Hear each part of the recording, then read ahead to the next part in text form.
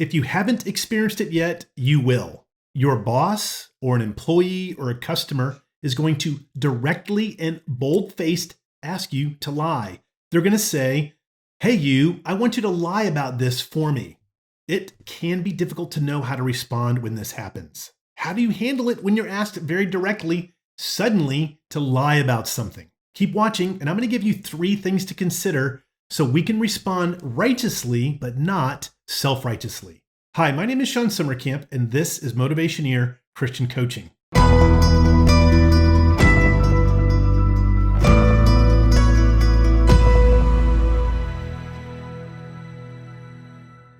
I post 2 videos a week, so please like, subscribe, and hit the bell icon so you can be reminded when I do.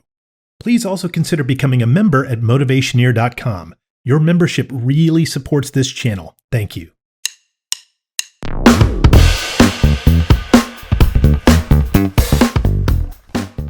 All right, I want to start with self-righteousness. When someone asks us to do something as obviously wrong as lying, and yes, that does include things like shading the truth, stretching numbers, hey, look the other way when I do this, it's all lying. Our first inclination as a Christian may be to get a righteous indignation. Let's take a look at what Paul says about this, something he wrote a long time ago to the church in Corinth in 1 Corinthians chapter 5, verses 9 and 10. This is Paul's first letter to that church where he's addressing in chapter 5 very specifically a unique sin that was going on, a gross sexual sin in the church in Corinth. He wrote this kind of aggressively, I'll say, or directly, because the church wasn't addressing it. They were looking the other way. He actually says in 1 Corinthians 5 that they were actually approving of the sin by not dealing with it. This is what he writes, and it's something I think is very useful for this video today. He says in verse 9 and 10, "I wrote to you in my letter not to associate with sexually immoral people, not at all meaning the people of this world who are immoral, or the greedy and swindlers, or idolaters. In that case, you would have to leave this world." He directly says we can expect to associate with people who don't care at all about right or wrong. He tells us to expect it. We will work directly with sexually immoral people. We're going to work very directly with greedy people. I'm sure you know a bunch of them in your company right now. We're going to work with people who want to swindle other people, lie about things. And yes, he tells us we're going to work with idolaters, people that worship something other than Christ or God, which we're surrounded by that constantly. People who worship money, title, prestige, fame, possessions, etc. To think we won't work with these types of people means we would have to leave the earth. I think what he's saying here, basically, you'd have to crawl into a hole and die. Now, the power behind this is how he concludes this chapter. Let's jump down to verses 12 and 13 to see what I mean. He says, "What business is it of mine to judge those outside the church? Are you not to judge those inside? God will judge those outside." So he cinches it up here very nicely. We're not to judge those greedy, those swindlers, those idolaters. Let's leave that up to God. We are called to find a way to work with them, not look at them with self-righteous and judgy eyes. You know what I mean, I'm sure. When we do so, it's not righteous indignation, in my opinion at least.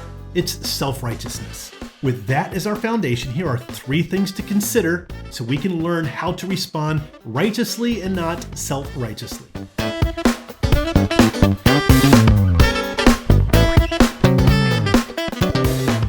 Let's look in consideration number 1. Let's consider their motive. I was in a relationship manager position, upselling to large existing clients who are already buying a lot of stuff from the company that I worked for.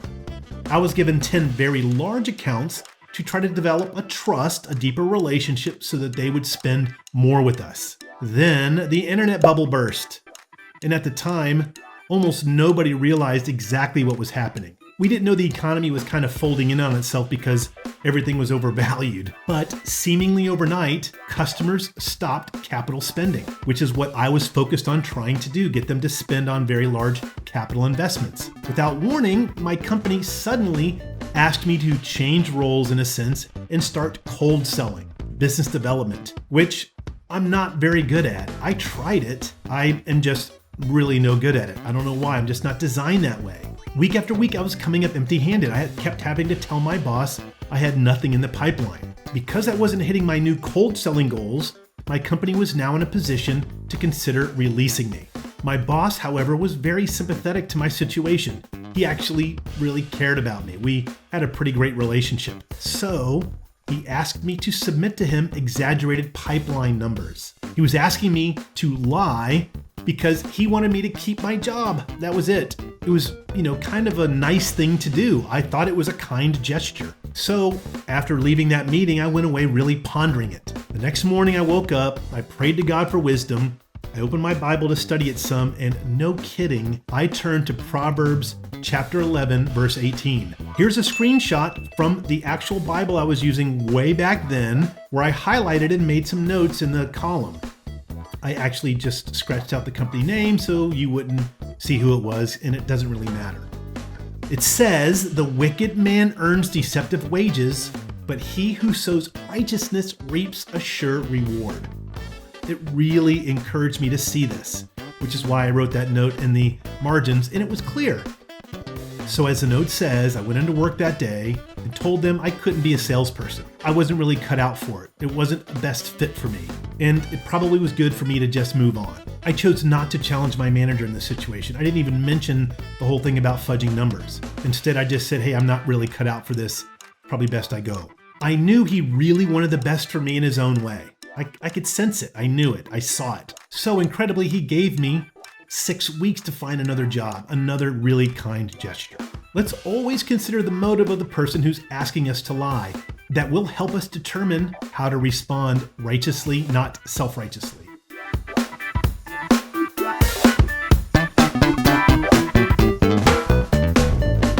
The second consideration is consider who is observing. While in a global leadership position, a deal I was managing would bring in about $6 million in revenue. And in order to gain that business, my company had to complete a very lengthy questionnaire detailing our system configuration.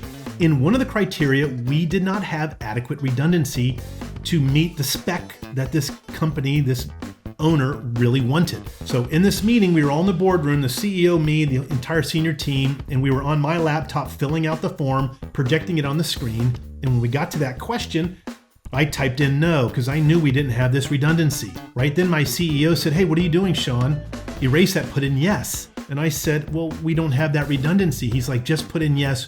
We're not going to get this business if you don't. Unfortunately, I didn't handle this situation as well as I did the previous one. In this case, I let self-righteousness get the best of me. Since he very boldly asked me to deceive on this form, a state form actually, I won't get into any more details than that, very boldly in front of everybody, I decided to get as bold and challenged him in front of everybody.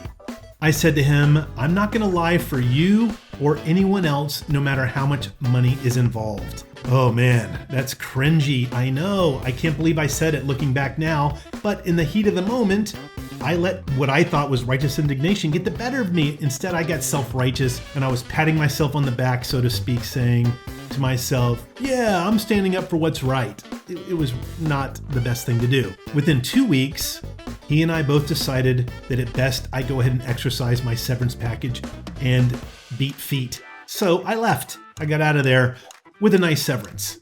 The better thing to do would have been to go to him one-on-one when no one else was around and say, hey, look, I don't really feel great about lying on this form. Honestly, I'm pretty sure he would have handled it the exact same way. It insisted that I keep that as a yes, which I would have had to escalate anyways with him one-on-one, and it would have ended probably the same way. But what I ended up doing was showing the ugly side of self-righteousness. You know, we don't want to show the world that. There's better ways to handle it. And considering who all was watching as it was happening would have been the better thing to do.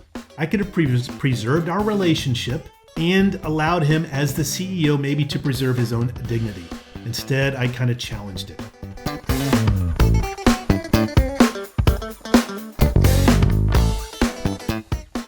Okay, and the third thing I want you to consider is the setting. Consider the setting when you're asked to lie. In my situation, a third company I was at, we were all celebrating an amazing end of year at a very expensive dinner with our entire team, our leadership team. There were about 6 of us, which meant the spending got a little out of hand. Now, we didn't get out of hand, the spending did, for a group only the size of 6. So my global VP, who was there, asked me in front of my European counterpart to pay for the dinner on my corporate card and then submit the expense, adding 6 more names, putting in employee names that worked for the company but weren't at this dinner. Basically, he wanted me to lie about the number of attendees so the cost per person wasn't so massive. Interestingly, he would be the one to approve the expense report once I submitted it, but doing it this way, he would not look as bad to his boss, the COO, by approving a massive dinner bill, which basically violated all of our spending policies. Now, what's interesting is I could tell in that setting, because of the kind of setting it was very jovial, we're having fun, it was a wonderful moment. I could tell he was kind of making this up on the fly as he was thinking about, because when the bill came, that's when we realized, oh my goodness, look at how much we spent. So it was me, him, and the other European guy at the end of the table. We kind of put our heads together, and I could tell he was trying to come up with a situation quickly and just kind of blasted that out. I learned from my last situation, it would not have been good to challenge him right there. Hey, I'm not going to lie for you. That would have, I didn't want to do that again. So I waited until I flew home back from Europe, and then I reached out to him privately and I said, hey, look, I totally understand why you want to do this. It makes sense to me. I just don't feel comfortable doing it. If I did this, it would really eat away at my conscience. I didn't say this is an unrighteous thing to do because I'm a Christian. That would have been self-righteous. When I said this to him, he got so humble and immediately apologized for even putting me in that situation. It was kind of a cool moment. We bonded over it. He's like, look, just go ahead and put the 6 names on. I should have been paying more attention. I'll deal with whatever the fallout is. By handling this situation with humility, I did allow him to preserve his own dignity as our leader, because I did it one-on-one respectfully. This is not a comprehensive list of how to handle every possible situation. Sometimes you're going to ask to do things from someone that really comes across kind of slimy. A 4th situation I was in, this is more personally, I just started working with a new tax accountant for me. The end of year doing our taxes. He said to me, hey, if you want, I can fudge these numbers so you're going to get a higher return when the check comes. Honestly, I was shocked. I didn't get this righteous indignation here. I was just like, whoa, this guy's a CPA. He'd have to sign his name to this federal filing knowing he fudged the numbers so I could get more money back.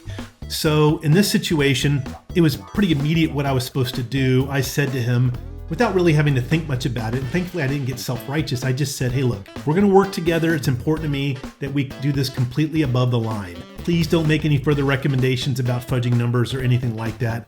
That's really not how I want to succeed in this life. He responded very well to it, and we ended up working together for another 14 years. So in these situations, we want to remember that we live in the world, but we're not of the world. Nothing is worth lying about. Sometimes, however, we're going to be confronted with a lie so quickly, we're not going to know how to handle it. Sometimes we might even actually lie. In both of these situations, it's always great to get a second opinion. Sleep on it. Get some advice. Ask some righteous men and women in the fellowship that you're with or your church leader how to handle the situation in a way that's righteous and humble. In doing so, we can bring glory to God without showing the ugliness of self-righteousness, which it really is. If you have a story that you want to ask me about, please put it in the comments below. Or if it's sensitive in nature, you can go ahead and email me. I'd love to hear from you. Thanks for watching. Please like and subscribe for 2 new videos each week. Tell me in the comments below about your career situation, and I'll make a video for you with a shout out. You can also become a member at Motivationeer.com. Your career is not just a way to make a living, it's a way to transform the world.